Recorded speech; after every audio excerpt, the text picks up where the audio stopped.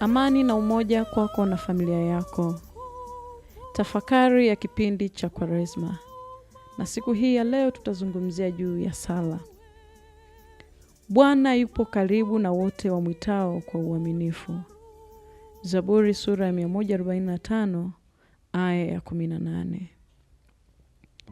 Kipindi cha Kwaresma ni safari ya kiroho, safari ya kurudi kwa Mungu kwa toba, kufunga na sala. Ni wakati wa kutulia, kutafakari na kujifunza.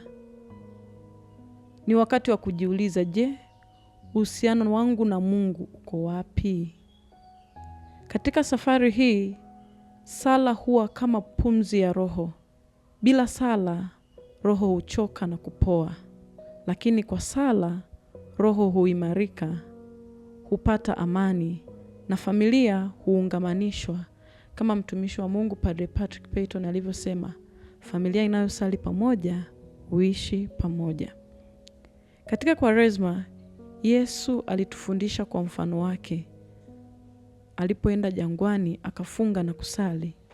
Hivyo nasi tunaitwa kujitenga kidogo na kelele za dunia hii ili tusikie sauti ya Mungu. Sala hutukumbusha kuwa hatuko peke yetu, Mungu yuko nasi kila wakati.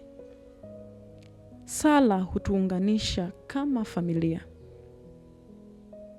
Mtumishi wa Mungu Padre Patrick Peyton alisema, familia inayosali pamoja huishi pamoja. Hivyo kwa sala tunaweza tukaishi pamoja, tunaweza tukakaa pamoja na tukania mamoja. Hivyo kwa kutenga dakika 10 hadi 15 kila jioni kusali pamoja, tunaziunganisha familia zetu. Lakini pia kusoma neno la Mungu na kulitafakari. Na jambo jingine pia, kwa njia ya sala tunaweza kuombeana mahitaji yetu kama familia, lakini kama ulimwengu, lakini pia kuyaombea mahitaji yetu binafsi. Sala ya pamoja huondoa chuki na kinyongo. Sala ya pamoja hujenga upendo na maelewano. Pia sala ya pamoja huleta umoja wa kweli ndani ya nyumba. Mtoto anayeona wazazi wake wakisali hujifunza kuwa Mungu ni sehemu ya maisha ya kila siku.